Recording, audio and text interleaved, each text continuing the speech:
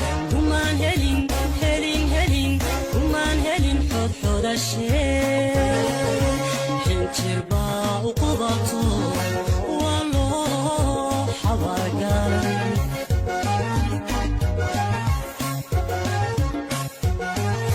daran